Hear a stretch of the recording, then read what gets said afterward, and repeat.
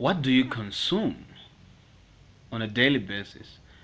What kind of information do you allow to get into your mind, your spirit, and soul each and every day?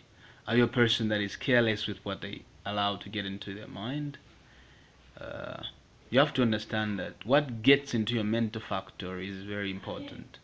Why? Because it shapes your thinking, it changes the way you look at things, it gives you great ideas that can actually skyrocket your life to the next level.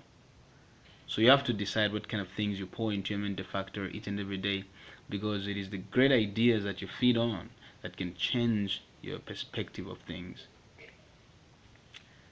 The kind of fertilizer that is put in the soil, how much every plant is nurtured, is trimmed, and everything determines the kind of tree or plant or fruit it's going to produce. Same applies to you as a person. You have to be able to fertilize yourself by feeding on great stuff, great things, great information, positive stuff, great music, motivational talks. The word of God should top the list of it all. Choose what you consume wisely. Choose what goes into your mental factory wisely.